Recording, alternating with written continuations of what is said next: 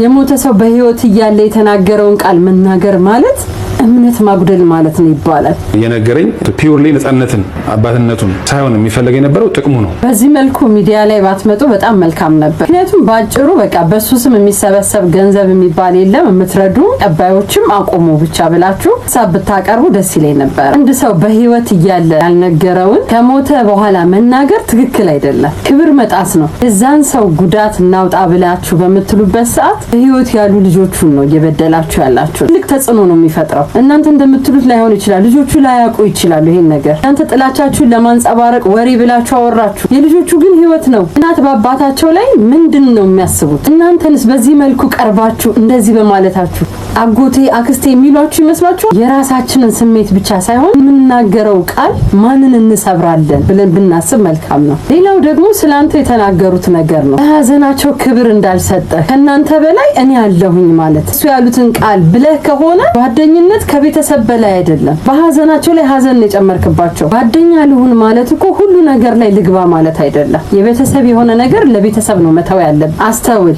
የጓደኛህን ስም ለማስጠበቅ ስትመጣ ቤተሰቦቹን ክብር መጠበቅ ግድ ይላል። ቤተሰብን አግልሎ ስለ ነፃነት ለማንያም ሆነ ስለ ሌሎች ጉዳይ መወያየት ተገቢ አይደለም። እዚህን የምትወደው ከሆነ ቤተሰቦቹን አክብር። ጓደኛ ቤተሰቦች ላንተም ቤተሰቦች ናቸው፣ ከጎናቸው መሆን ያለብህ። ሌላውና በጣም ያዘንኩባችሁ ነገር ደግሞ በእናንተ ነው። አንድ ሰው በህይወቱ የተከፋበት በወቅቱ ያዘነበት ፊል ያደረገበት ነገር ኖሮ እንደ ቤተሰብ ሊያወራችሁ ይችላል። ያንን ነገር ደግሞ ይዛችሁ ወጣችሁ ሚዲያ ላይ ጥቅሙ ነው የሚፈልገኝ ነው ያፈለገኝ እኔ ሰው የለኝም ኧረ በማርያም አይባልም። በእውነት አልባት እኮ ይሄንን ቃል የተናገረው በሰዓቱ ከፍቶት ሊሆን ይችላል። ከዛ በኋላ እኮ ፍቅር ሆኖ የጓደኝነት ጥግ አሳይተውትም ሊሆን ይችላል። ለምን እስከመጨረሻው ይሄ ሰው አብሮት ሆኖ ተጠርቷል እኮ ና ተብሎ የተጠራው እሱ ነው አይደል? እንደምትሉት አይነት ሰው ቢሆን እኮ ይርቀው ነበር። ገና ለገና እሱ ህይወቱ አልፏል ብሏችሁ ትናንት በሚስጥር ብሎ የከፋውን ስለነገራችሁ ዛሬ በአደባባይ ታወጣላችሁ የሚባል አባባል አለ። የሞተ ሰው በህይወት እያለ የተናገረውን ቃል መናገር ማለት እምነት ማጉደል ማለት ነው ይባላል። እሱ እኮ ስጋዬ ናችሁ ብሎ ነው ያወራችሁ።